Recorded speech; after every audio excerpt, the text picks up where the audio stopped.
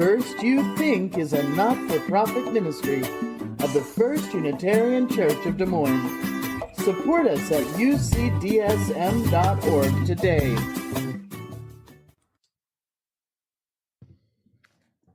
We now prepare ourselves for a time of meditation.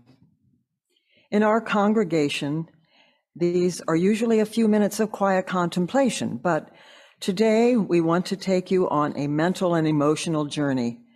To become immersed in this experience, you may wish to close your eyes.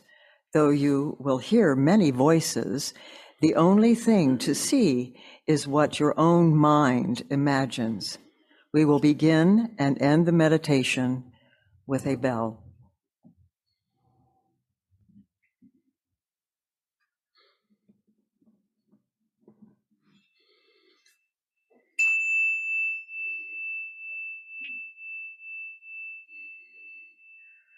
Let your mind settle into a calm and soft space, easing your inner thoughts and quieting your mind. As you feel yourself drift into this calm, let us guide you through some scenes that many find themselves in all too often.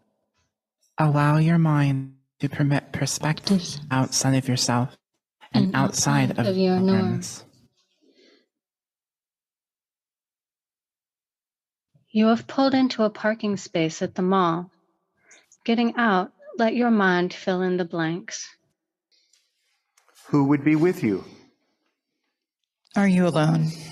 Are you with family, friends? Fill that space and let those answers then guide you as you enter the mall. You open the door and begin moving past stores. Someone stares at you. Do you stare back? You hold your ground? Do you ignore them?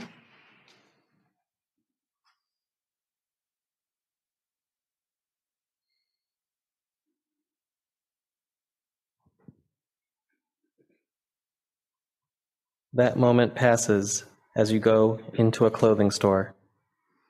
Are you offered help or greeted in a happy tone? Or are the intense stares unimaginably uncomfortable to where you feel like you want to flee? You get your items and move up to the register.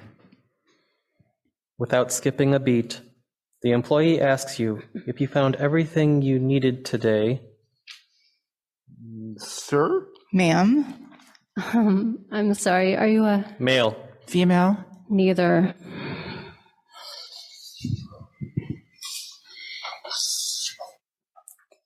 Let's just get you checked out. I'm glad that's over.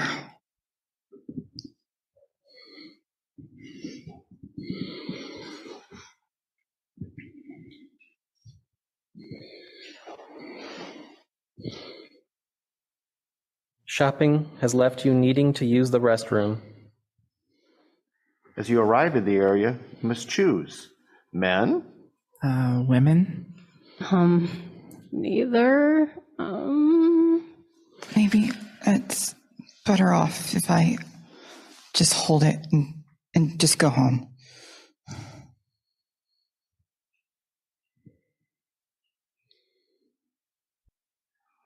It's another night. You're walking alone in the streets of the city. How confident are you walking? How do you look? How are you dressed? How are people looking at you as you pass by them? Do they smile? Do they look at you confused? Do they judge you with their looks as you walk past them? Do you feel safe?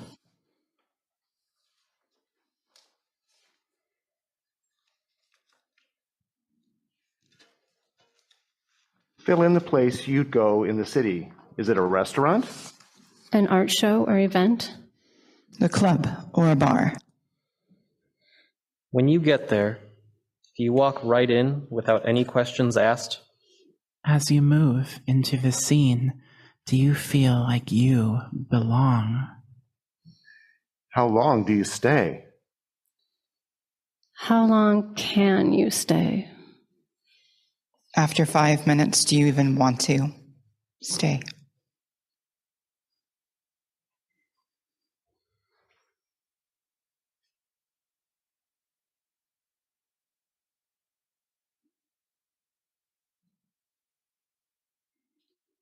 You made it home.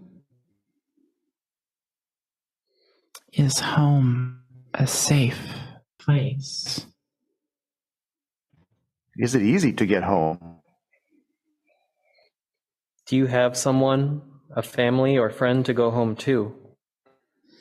Has your life taught you that you need to protect yourself? Simply for who you are. Or to be told of what you are? Gender is binary. No, it isn't. Yes, only biological sex. Men are men and women are women. Not true.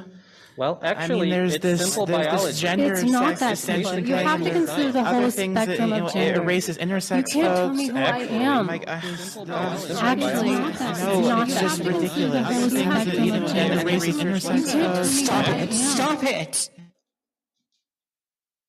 Who I am, where I pee, where I go, where I live, should always feel safe.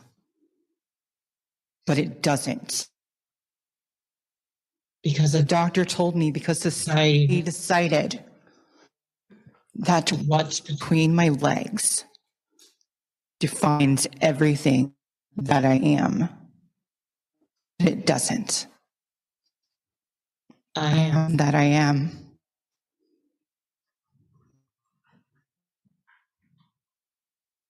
A woman.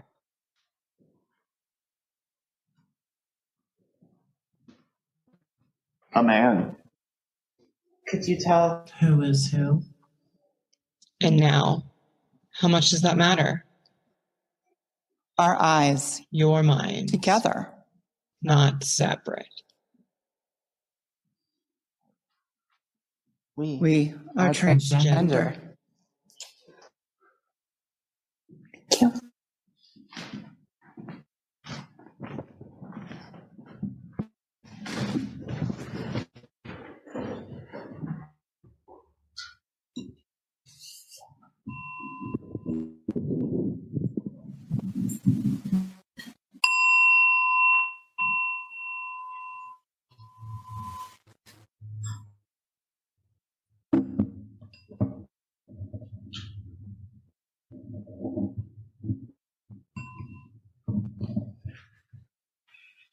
We hope the dilemmas and microaggressions we've just taken you through have been eye-opening.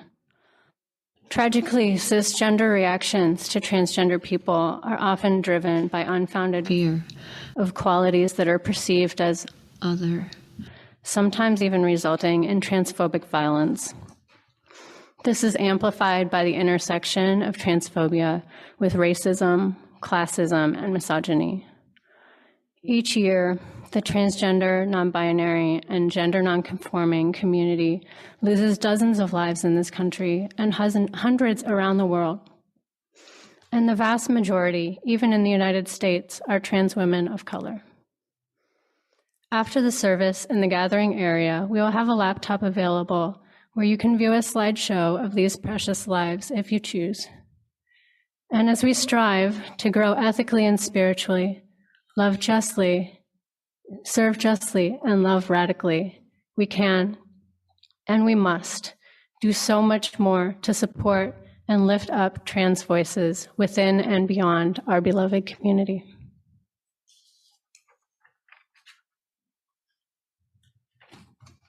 So, as I introduced myself earlier, I'm Isa. I'm starting my story today with a quote, should be on the screen, available to our Zoomers.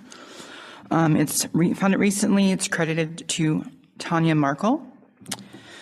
It says, she's telling her story because what happened to her killed her self-esteem and stole her worthiness. It made her believe she was ugly and unlovable. It riddled her with shame and guilt. And more than anything, it buried who she really was. And she wants to know who that is before she dies. Because since the day she was born, she's been wondering who she'd discover when the pain was gone. In March of 2018, I came out as me. I am a transgender woman. Decades of failed relationships and constant struggle and confusion demanded my authentic emergence. Having the wrong hormones tell my body and person something I wasn't made to be and experience life utterly made me miserable. I have been on hormone replacement therapy for 3.5 years.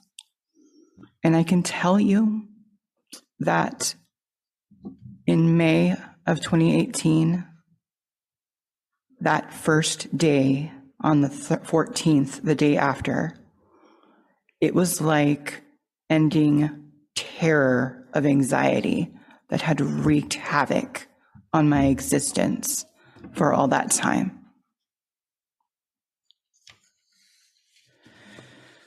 My doctor had told me it could take weeks. It took a day. I was already there. It's a journey that never ends, though. 3 months ago, I went ahead and underwent what is called bottom surgery so that every part of my body matches what my heart and soul commands me to be as a woman. And looking in the mirror every day has become an immeasurable joy to see the woman I've become and should have always been.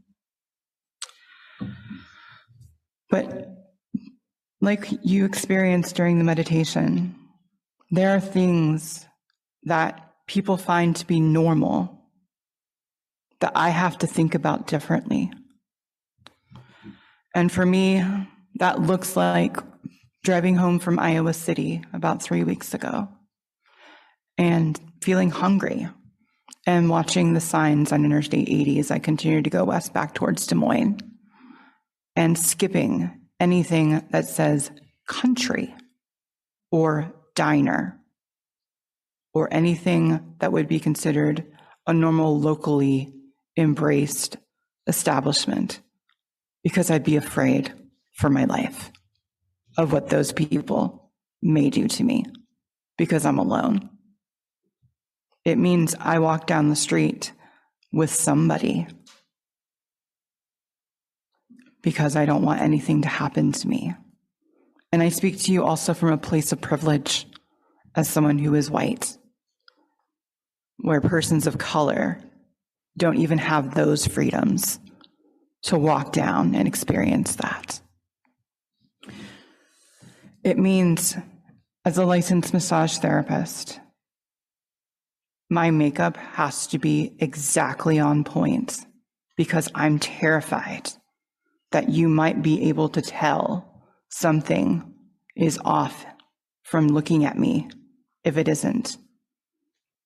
There are certain angles when I take selfies that I avoid intentionally because it might make me look too masculine. So these are the things that are simple, easy things. Wanting to eat somewhere, driving down the road, always making sure that I'm safe. But I want to invite every person in this room to realize that there is intersectionality between everything that I've said for everybody here. As women, we have that from an early age experience, that fear and that concern of being alone and what might happen to us. Sometimes based on our ethnicity or our experiences and traumas, we are shaped to go ahead and avoid or not be in certain places. So for me, as I end this part here, I want everyone to realize how similar we are and how not so different. I was simply born into the wrong body, being told that I was supposed to act and present a certain way. And now I live authentically and beautifully. And I invite everyone here to do the same. Thank you.